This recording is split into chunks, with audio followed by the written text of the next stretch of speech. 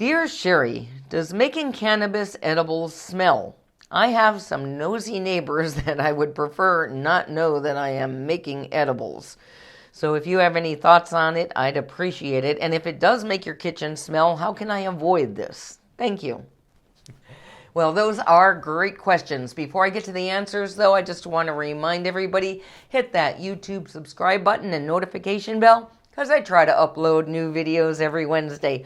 Also, please do me a huge favor. If you get value out of my videos, hit that like button too, because it helps us be seen in YouTube's algorithms.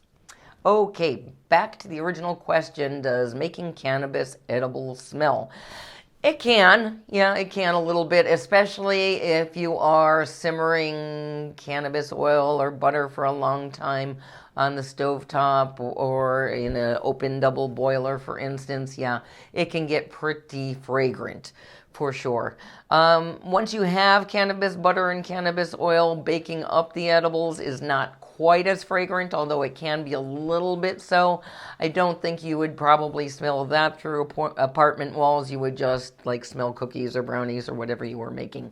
But definitely making cannabis infusions can be quite fragrant, to say the least. So what can you do about this? There's several things. I've talked about this in another video, and I'll try to find that and put a link below. But you can use a gadget like an Instant Pot on the slow cooker setting, or Hamilton Beach makes a slow cooker called the Stay and Go slow cooker that seals closed. That will keep the odors inside when you're making cannabis infusions, so that will help. Once you open the pots, you're going to smell it, but hopefully for a very short amount of time. So what else can you do to reduce odors when cooking with cannabis? Well, there's several cannabis cooking gadgets that will do this too. Ardent makes the FX and the Mini, and both of these are pretty good at containing the smells inside while you are infusing cannabis. If you are really sensitive to smell, they even make a smell-proof lid for them as an extra accessory that has a carbon filter in it. So that really keeps the smells inside. These are gadgets that are optional. You can certainly cook with cannabis without them, but they do make it easier. I'll put a link and a coupon code below to those in the comments.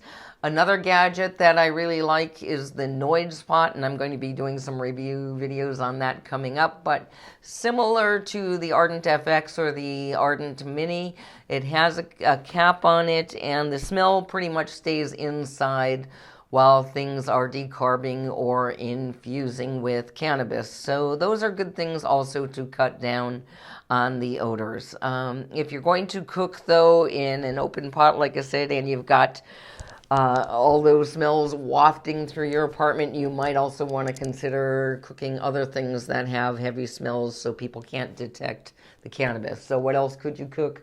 Maybe roast some garlic at the same time, because that has a very heavy, pungent smell that will go in the air that will compete with the smell of cannabis. Simmering things like cinnamon sticks and cloves in some water on your stovetop will also give a really nice spicy scent to the air. So the more other scents you have going on at the same time, the less people will notice the scent of the cooking cannabis. But if you're really, really concerned about it, I would use one of the special gadgets that I mentioned, and I'll have links below to more information about all of them. I hope this helps. See you next time. Eat your weed.